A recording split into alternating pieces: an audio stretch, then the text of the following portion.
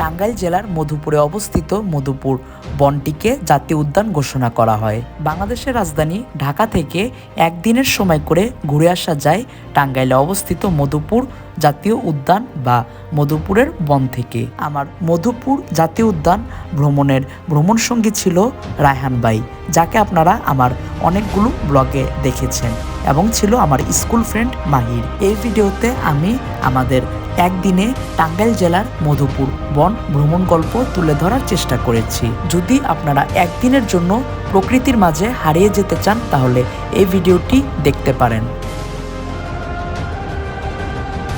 আমাদের টাঙ্গাইলের মধুপুর বনের উদ্দেশ্যে যাত্রাটি শুরু হয়েছিল ঢাকা কমলাপুর রেলওয়ে স্টেশন থেকে সকাল 6টার রাজশাহীগামী ধূমকেতু এক্সপ্রেস ট্রেনে করে। সকাল আনুমানিক 8:30টার দিকে আমরা পৌঁছে যাই টাঙ্গাইল রেলওয়ে স্টেশনে। এরপর টাঙ্গাইল রেলওয়ে স্টেশন থেকে বের হয়ে একটি অটো নিয়ে চলে যাই টাঙ্গাইল মেডিকেল কলেজের উদ্দেশ্যে। টাঙ্গাইল মেডিকেল কলেজের MBBS এ অধ্যয়নরত আমার স্কুল ফ্রেন্ড মাহির সেখানে অবস্থান করে। বেশ কিছুক্ষণ সময় টাঙ্গাইল মেডিকেল কলেজের বয়েজ হোস্টেলে কাটিয়ে আমরা চলে যাই টাঙ্গাইল মেডিকেল কলেজের ক্যান্টিনে, এবং সেখানে গিয়ে আমরা আমাদের সকালের নাস্তার পর্বটি সম্পূর্ণ করি। এবং সকালের নাস্তার পর্বটি সম্পূর্ণ করে টাঙ্গাইলের পুরাতন বাসস্ট্যান্ড থেকে মধুপুরগামী একটি বাসে উঠে পড়ি মধুপুর বনে যাওয়ার উদ্দেশ্যে। প্রায় ঘণ্টাখানিকের একটি বাস জার্নির পর্ব সেরে আমরা পৌঁছে যাই মধুপুরে। টাঙ্গাইল জেলার মধুপুর আনারসের জন্য বিখ্যাত, আর মধুপুরের আনারস চত্বর সেই কথাই মনে করিয়ে দেয়।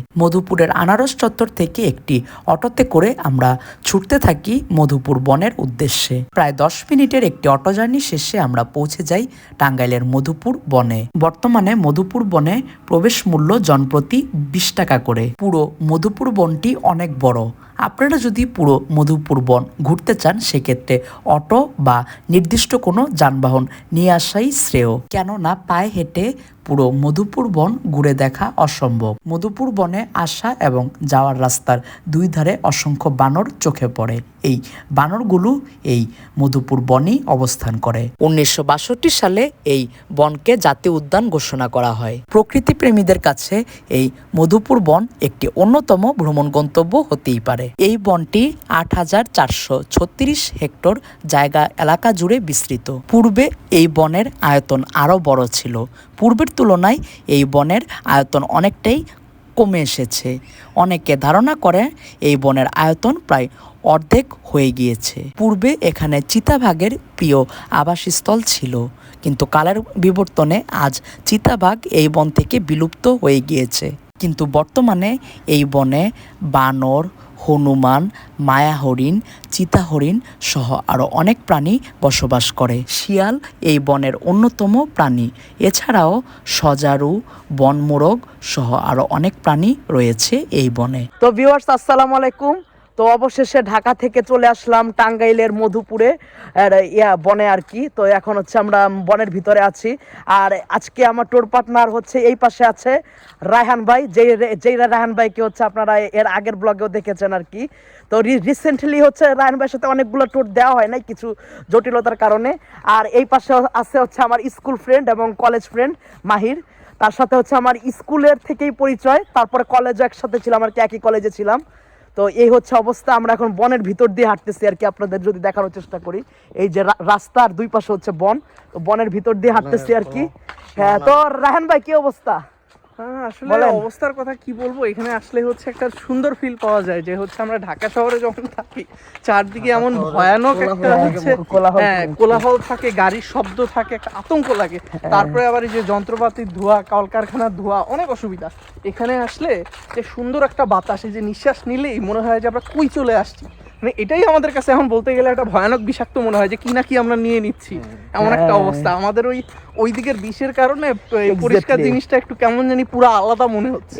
এটা নেশা নেশা ভাব আর কি, যা বলার বাইরে আর কি। তো মাহির কি অবস্থা বলো? সেই রকম সুন্দর লাগতেছে, এই যে সেরকম সুন্দর না, পুরা মানে একটা নিরিবিলি পরিবেশ, মানে কোনো শুধু চারিদিকে পাখির কলকাকলি, বাসের হর্ন নাই, ধোঁয়া নাই, মানে পুরো একদম প্রকৃতির সাথে মিশে যাওয়া যাকে বলে আর কি। হ্যাঁ, তো মাহির কিন্তু হচ্ছে হ্যাঁ, তো মাহির কিন্তু হচ্ছে টাঙ্গাইলই থাকে আর কি। টাঙ্গাইলে থাকে বলতে হচ্ছে টাঙ্গাইল মেডিকেল কলেজে অধ্যয়নরত আছে আর কি, ফাইনাল ইয়ারে। তো সে টাঙ্গাইলে থাকা অবস্থায়ও কিন্তু আসলে এতদিন আর কি এই মধুপুর বনে আসে নাই, তো আজকে ফার্স্ট টাইম আমার সাথে এসেছে আর কি। তো তোমার অনেকের মতো একটা ট্যুর পার্টনার পাওয়াতেই কি যে বলো মাহির। তো এখন আসলে বনের ভিতরে আমরা হাঁটছি আর এবং কি আপনাদেরকে দেখানোর চেষ্টা করছি, তো ধৈর্য সহকারে সবাই হচ্ছে ভিডিওটা দেখেন। তো রায়হান ভাই অলরেডি বানর খোঁজা শুরু করছে, আমরা ঢোকার সময় অনেকগুলো বানরও দেখেছি, অলরেডি বানরের মতো আচরণও করা শুরু করে দিচ্ছে, জানি না কি হবে। যাই হোক, দেখতে থাকুন আর কি, ধৈর্য সহকারে দেখতে থাকুন ভিডিওটা। বর্তমানে মধুপুর বনে 38 প্রজাতির পাখি, 4 প্রজাতির উভচর ও কয়েক প্রজাতির সরীসৃপ প্রাণী রয়েছে। বনের ঠিক মাঝখানে লোহরিয়া বিট কার্যালয়ের কাছে রয়েছে একটি হরিণ প্রজনন কেন্দ্র। এই বনের যতই গভীরে যাচ্ছিলাম ততই প্রকৃতির কাছাকাছি চলে গিয়েছি। ঢাকার কোলাহল বা যান্ত্রিক জীবন থেকে একদিনের ছুটি নিয়ে এরকম প্রকৃতির মাঝে বনের ভিতর হারিয়ে গেলে মন্দ হয় না। তো ভিউয়ার্স, ছোটবেলায় মানে বিভূতিভূষণ বন্দ্যোপাধ্যায়ের একটা উপন্যাস হয়তো অনেকে পড়েছেন বা অনেকে হচ্ছে ভারতীয় বাংলা হচ্ছে একটা মুভি দেখেছেন। মুভির তার নাম হচ্ছে চাঁদের পাহাড় আর কি, যেটি বিভূতিভূষণ বন্দ্যোপাধ্যায়ের মানে একটা উপন্যাস আর কি। তো ওই মুভিটা হচ্ছে ভারতীয় বাংলার নায়ক দেবের করা একটা মুভি আর কি। আর আমি ছোটবেলায় হচ্ছে দেবের খুবই ভক্ত ছিলাম। এটা হচ্ছে আমার ছোটবেলার ফ্রেন্ড মাহির খুব ভালো মতো বলতে পারে, আসলে মানে কি বলবো আর। তো ওই দেবের হচ্ছে চাঁদের পাহাড় মুভিটা আমি দেখেছিলাম। তো ওই মুভিতে মানে দেবের নাম থাকে শঙ্কর আর কি। তো ওই মুভিতে আসলে দেখা যায় যে মানে আসলে শঙ্কর আফ্রিকার জঙ্গলে কি পরিমাণ স্ট্রাগল করে। সেখানে হচ্ছে মানে শঙ্করদের একটা বন্ধু থাকে, সে বন্ধুটা হচ্ছে পর্তুগিজ আর কি। তো মানে আসলে ওই মানে আর কি মুভিতে যে পরিমাণ আফ্রিকান বন জঙ্গল দেখানো হয় সেই পরিমাণ মানে আসলে সেই রকম কিন্তু দৃশ্য আর কি আমরা এখানে দেখতে পাচ্ছি আর কি। এই যে রায়হান ভাই, আমি, মাহির সবাইকে কিন্তু আসলে আজকের দিনে জন্য শঙ্কর হয়ে গেছি আর কি, সেই চাঁদের পাহাড়ের শঙ্কর হয়ে গেছি। মনে হচ্ছে যে এখন নেই আর কি আমরা সিংহের সাথে যুদ্ধ করতে যাব, শিয়ালের সাথে, যদি চাঁদের পাহাড়ে শিয়ালের সাথে কোনো যুদ্ধ হয় না। এই যে দেখেন মাহির পুরা গাছের মধ্যে যুদ্ধ করতেছে আর কি। তো মানে আসলে নিজেদেরকে পুরো চাঁদের পাহাড়ে শঙ্কর মনে হচ্ছে আর কি। তো আপনাদের যদি চাঁদের পাহাড়ে শঙ্কর হওয়ার ইচ্ছে থাকে একদিনের জন্য, তাইলে চাইলে টাঙ্গাইলের মধুপুরে অবস্থিত এই বনটিতে ঘুরে যেতে পারেন। টাঙ্গাইলের মধুপুর বনটি যতই ঘুরে দেখছিলাম ততই নিজেকে চাঁদের পাহাড়ের শঙ্কর মনে হচ্ছিল, সেই সাথে অনেকটা অ্যাডভেঞ্চারাস ফিল পাই। শহরের যান্ত্রিক কোলাহল থেকে দূরে এই বনে দাঁড়ালে বোঝা যায় প্রকৃতি আমাদেরকে কতটা ঋণী করে দিয়েছে। চারদিকে নাম জানা ও না জানা পাখির ডাক ও পাতার মর্মর শব্দে আপনি এখানে এলে হারিয়ে যাবেন এক অন্য জগতে। বিশ্বাস করুন, কোনো ব্লগ বা ডকুমেন্টারি দেখে এই ভালো লাগার 10% বোঝা সম্ভব নয়। এই মধুপুর বনের সৌন্দর্য টিকিয়ে রাখার দায়িত্ব আমাদেরই। আমরা যারা ভ্রমণে আসি আমাদের মধ্যে অনেকেই এই বনে প্লাস্টিক সহ নানা ময়লা আবর্জনা ফেলে, ফলে এই বনের পরিবেশ নষ্ট হয়। এই বনে বসবাসরত প্রাণীরা নানা বিড়ম্বনায় পড়ে। তাই যারা বিভিন্ন জায়গা ভ্রমণের উদ্দেশ্যে বেরোন, দয়া করে এই বিষয়টি লক্ষ্য রাখবেন।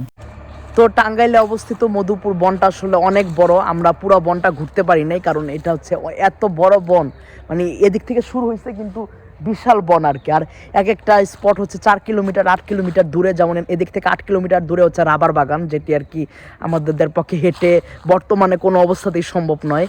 তো আপনারা যদি কেউ টাঙ্গাইলের মধুপুরে অবস্থিত এই বনে আসেন, তাহলে আমি সাজেস্ট করব কোনো গাড়ি বা হচ্ছে কোনো অটো ভাড়া নিয়ে আসতে আর কি। সেক্ষেত্রে হচ্ছে খরচটা একটু বেশি পড়বে, কত পড়বে আমি ঠিক এক্স্যাক্টলি জানি না, বাট হচ্ছে মানে বনটা হচ্ছে বিশাল বড়, সো সেক্ষেত্রে খরচটা হচ্ছে একটু তুলনামূলকভাবে বেশি পড়বে যারা আমাদের মতো বাজেট ট্রিপ করেন তাদের জন্য।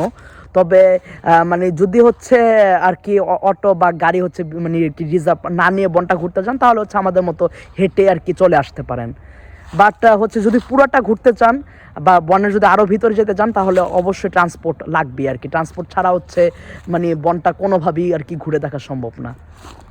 যেমনটা বলছিলাম, যদি একদিনের জন্য প্রকৃতির মাঝে হারিয়ে যেতে চান তাহলে ঘুরে দেখতে পারেন টাঙ্গাইলের মধুপুরে অবস্থিত মধুপুর বনটি। ভিডিওটি ভালো লাগলে লাইক দিবেন এবং পরবর্তী কোনো ভ্রমণ গল্প দেখতে চাইলে চ্যানেলটি সাবস্ক্রাইব করে পাশে থাকার অনুরোধ রইল। আজ এ পর্যন্তই, দেখা হবে আবারও নতুন কোনো ভ্রমণ গল্পে। সে পর্যন্ত সকলে ভালো থাকবেন, সুস্থ থাকবেন। আল্লাহ হাফেজ।